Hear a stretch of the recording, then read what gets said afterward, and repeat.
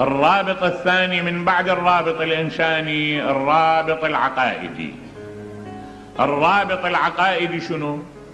الرابط العقائدي أني أنا مسلم أرتبط بمسلم، نبه لي، بغض النظر أن هذا المسلم يتفق وياي بالرأي زين أو يختلف وياي بالرأي، بغض النظر. ليش؟ إذا كان الاتفاق عن علم ما عندي مانع، هذا بالعكس، هذا أرحب به. الاختلاف والاتفاق إذا يجي عن علم أرحب به، لأن هذه ظاهرة سليمة، ظاهرة صحية، أن الإنسان يختلف مع الإنسان الآخر بالدليل، زين.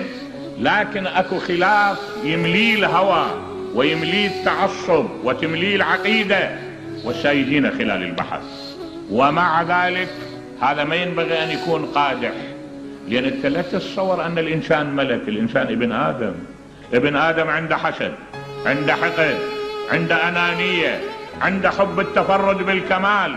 أنت لما تتعامل لك ويا إنسان لا تتصوره ملك، لا مو ملك يا أخي، حمله على خيره وشره.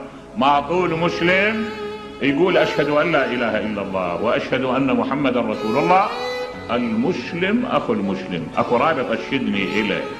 هذا أنا مسؤول أن أحفظ غيبته وأحفظ حضوره وأستر عورته وأشير عليه بالرأي الناصح وأسدده، زين. أنا دا أحكي لك من منطلق الإسلام، مو منطلق المسلمين. المسلمين لا، المسلمين يلعبون الروح، ما لي علاقة بهم. نعم، أنا دا أحكي لك من منطلق إسلام. الإسلام هذه نظرياته، التطبيقات شنو؟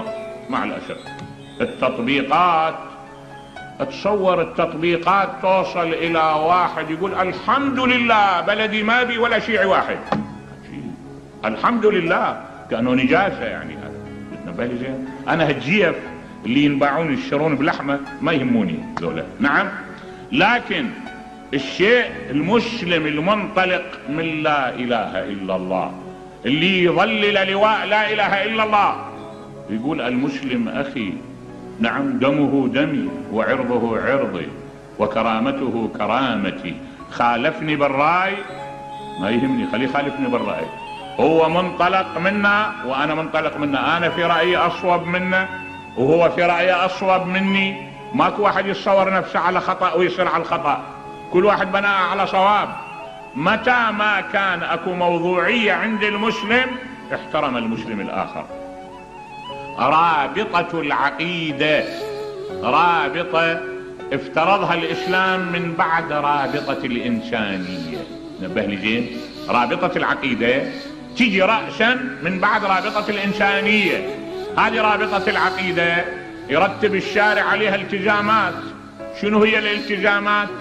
أولا المسلم أخو المسلم يتكافأ دمه وماله وعرضه، ويجينا بكرة إن شاء الله باب الكفاءة، أشرح لك باب الكفاءة هنا إن شاء الله، وأبين لك مع شديد الأسف انحراف المسلمين عن منطوق النظريات الإسلامية وعن مدلول النظريات الإسلامية. وهذا هو اللي يخلي كل واحد عنده غيرة على أمته، كل مصلح يدعو إلى تصحيح مساراتنا، تصحيح طرقنا. ينبغي أن نعرف بأننا معيننا واحد. احنا منين نمتح من القرآن، نعم. لما قليبنا منبعنا منبع واحد، المشرب واحد. انت تختلف، انت تأخذ بأنا وأنا أخذ بأنا، تعدد الأناء ما يغير وحدة المنبع أبدا، نبه لي.